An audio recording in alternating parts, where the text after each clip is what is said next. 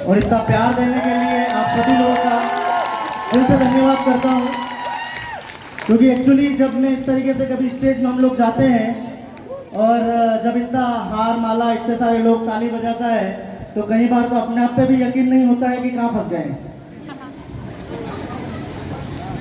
तो ये जो फंसने का सिलसिला था, बेवकूफ़ बनने वाला जो सिलसिला था, ये अप्रैल 2010 में चालू हुआ था। आप जैसे यहाँ पे किसी न किसी के माध्यम से आ गए हैं या लाए गए होंगे, यस और नो? या तो आए होंगे या लाए गए होंगे। मेरे को भी लाया गया था, आप में से भी कई सारे लोगों को लाया गया है। यस, मजा नहीं आ रहा है। इतना जोशीला टीम है, जोशीले लीडर हैं और उसके बाद भी इतनी सेवा है। तो सन 2010 में अचानक से स्मार्ट वैल्यू मिला और इस इंडस्ट्री में आना मेरी मजबूरी था। क्योंकि शायद पिछला एक बार अभी ट्रेनिंग हुआ था, इसमें कई सारे लोग जुड़े होंगे, उन लोगों ने देख लिया होगा कि मेरा जो फैमिली कंडीशन है वो बहुत वीआईपी नहीं था। बहुत ही लोअर मिडिल क्लास परिवार से बिलोंग करता हूँ। मेरे घर में मात्र 1.5 बीघा जमीन है, 150 नहीं है, गलत मत सुनना, 1.5 बीघा जमीन। इस बार हमारे एरिया में ज्यादा बारिश हो गई, आपके इधर बारिश नहीं हो रही है, तो बारिश होने के कारण इस बार सोयाबीन भी खत्म हो गया। जितनी लागत लगाई होगी वो भी नहीं आने वाला है। इस तरीके का परिवार से बिलोंग करता हूँ और घर का जो खर्चा है वो मजदूरी करके चलता था। उसमें मैं खुद भी जाता था मजदूरी करने, क्योंकि 6 to 12 तक मैंने 7 साल नवोदय विद्यालय में पढ़ाई किया है। आप में से कई सारे लोग नवोदय विद्यालय का नाम सुना होगा।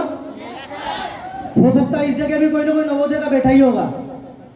यस, तो नवोदय में 7 साल पढ़ाई किया और जब भी नवोदय की छुट्टी होती थी, चाहे वो दिवाली से अपना दशहरे से दिवाली तक की छुट्टी हो, चाहे वो गर्मी की छुट्टी हो, हमारा एक ही काम था, कहीं कोचिंग वोचिंग नहीं जाना है, ना कोई मामा बुआ के वहाँ जाना है।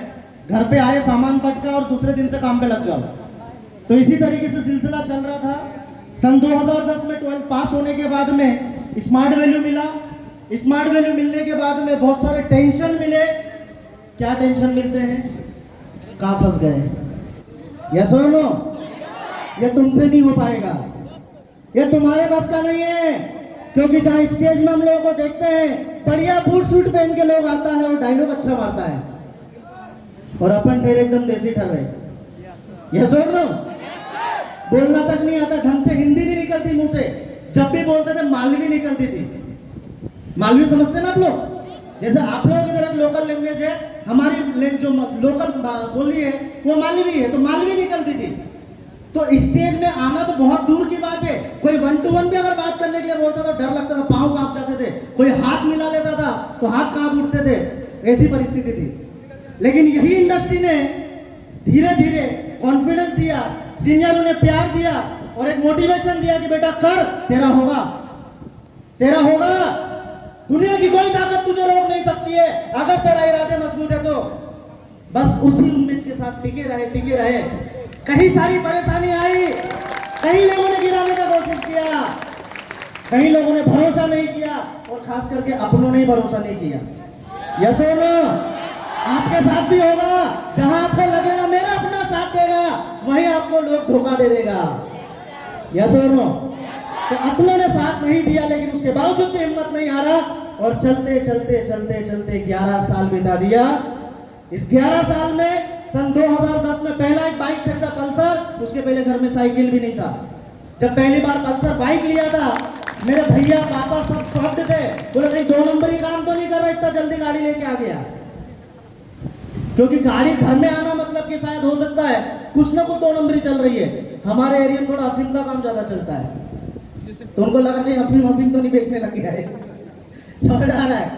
तो पहली गाड़ी हुआ, उसके बाद छोटे छोटे मोबाइल से शुरुआत किया। Nokia 1200 black and white, photo देखा होगा। उसके बाद थोड़ा बिजनेस हुआ, थोड़ा टीम बना और जर्नी स्टार्ट हुई। तो जब 23 साल की उम्र थी, बीएससी सेकंड ईयर का स्टूडेंट था और ये कंपनी से 8 नवंबर 2012 मेरी जिंदगी का पहला इंटरनेशनल ट्रिप क्वालिफाई किया और 8 नवंबर 2012 की रात की 1:30 बजे हम लोग कलकत्ता का एयरपोर्ट से थाईलैंड गए।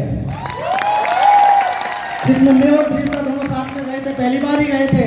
जब मैं सौमित्रता के घर से एयरपोर्ट तक जा रहा था, मेरी आंखों से आंसू निकल रहे थे कि मैं जा कहाँ रहा हूँ और क्यों जा रहा हूँ, कैसे जा रहा हूँ।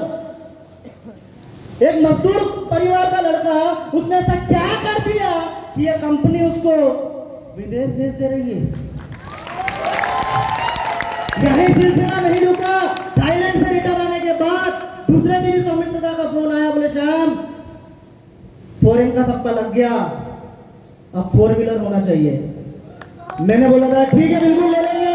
मैं 4 व्हीलर के लिए जब अप्लाई किया लोन के लिए और मेरे घर के जमीन के डॉक्यूमेंट लगाया, फाइनेंशियल मेरे को बुला के गाली दिया था, बोले भैया आपका दिमाग तो खराब नहीं हो गया है, घर में 1.5 बीघा जमीन है और आप 6.5 लाख रुपए की कार लेने का सोच रहे हो। उतनी तो आपकी जमीन की वैल्यू भी नहीं है, आपको लोन नहीं मिलेगा। मेरे दादा को फोन लगा, बोला ऐसी स्थिति क्या करे, बोले कोई दिक्कत नहीं है, ITR फाइल बनवाओ, कंपनी ने आपको पैसा दिया है। यस और नो? कंपनी का ITR फाइल बनवाया और 6.5 लाख रुपए का गाड़ी 6 दिसंबर 2012 को 23 साल की उम्र में खरीद लिया। सिलसिला यही नहीं रुका दोस्तों, बढ़ते चले। उसके बाद 2016 में फिर थाईलैंड गए, 2018 में फिर थाईलैंड गए, 2019 में इंडोनेशिया बाली गए, भाया मलेशिया। उसके बाद सिंगापुर ट्रिप भी क्वालिफाई किया, दुबई ट्रिप भी क्वालिफाई किया। उसके बाद 2016 में दूसरी कार परचेस किया, मारुति स्विफ्ट, मेरी सेकंड गाड़ी। उसके बाद इसी बीच में हम लोग एक्चुअली इंदौर में रहते हैं। इंदौर में थोड़ा क्या VIP लोग ज्यादा रहता है, थोड़ा दिखाने वाला लोग ज्यादा रहता है। तो मैं छोटे छोटे मोबाइल चलाता था, मेरी टीम के लीडर लोग बोलने लगे, बोले सर मजा नहीं आ रहा है, कुछ बड़ा धमाका होना चाहिए। बोले ठीक है देखते हैं क्या धमाका करें। और एक दिन ऐसे ही लोअर टी शर्ट पहन के, बाल बिखेर के एप्पल के शोरूम में घुस गए। दुकान वाले को लग रहा था मजे लेने के लिए आया है, और वो मजे लेते लेते 1,10,000 रुपए का आईफोन खरीद लिए यहां से, वो भी पूरा कैश में। दुकान वाला भी देख के हैरान था, बोले कहां से पागल लोग आ गया। समझ आ रहा है?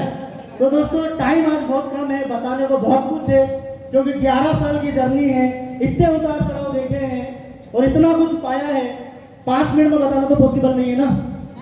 मैं यही बोलूंगा दोस्तों कि अगर मेरे जैसा बंदा कर सकता है तो आपने क्या करनी है। यस और नो? यहाँ पे मैंने देखा था एक लीडर आए हैं धर्मपाल करके साहब, अगर वो लीडर कर सकता है तो भगवान ने आपको तो फिर भी बहुत फिट बनाया है। यस और नो? जहां हमने शुरू किया था हमारे पास सीनियर तक नहीं था पूछने के लिए कि भाई तेरा क्या जिंदा है कि मर गया है तू। अगर सीनियर चाहिए तो 300 किलोमीटर दूर भोपाल आके ट्रेनिंग लेना पड़ता था। आज तो आपके पास में सुरेंद्र यादव भाई जैसा धांसू लीडर अवेलेबल है, पूरी आग भरी अंदर में और इतना अनुभव लेके बैठे हैं। अगर इतने बड़े धुरंधर लोगों के साथ में भी बिजनेस नहीं कर पाएंगे तो और किसके साथ कर पाएंगे। यस और नो? पहले सेंटर नहीं होते थे, टाई अप सेंटर। टेंशन होता था, किसी को भेजा सेंटर में नेगेटिव मारता था, बोले भाई आज PGDCA कर ले। यस और नो? आपको आप ही के एरिया में आज के दिन में 21 सेंटर वालों को बुलाकर रिकॉग्नाइज किया है, और ये तो जस्ट शुरुआत है। यस और नो? आप सोचिए आज आपका जो फ्यूचर है, आज आपका जो करियर है वो 100% सिक्योर है या नहीं है। बिलीव करिए अपने आप पे, बिलीव करिए अपने सीनियर्स पे, कि जो सीनियर आज दिनों रात आपके पीछे लगे रहते हैं, और जो लोग आज आपको इतना बड़ा बड़ा सपोर्ट कर दे रहा है, इतनी बड़ी बड़ी सुविधाएं आपको दे रहा है, तो दिल से इनका रिस्पेक्ट करिए और दम लगा के काम करते चले जाइए। बाकी फिर और आगे मुलाकात आपसे होगी सही। तो thank you so much, thank you so much, thank you Shyam दा, थैंक यू सो मच इतना वंडरफुल नॉलेज और जर्नी शेयर करने के लिए। आप तो ये देखा जाए तो एक ऐसे पर्सन है जिनसे बहुत कुछ सीखा जा सकता है। 1.5 बीघा 150 एकड़ में बदल जाएगी सर। ये पागल लोगों की दुनिया है, कुछ भी कर सकते हैं।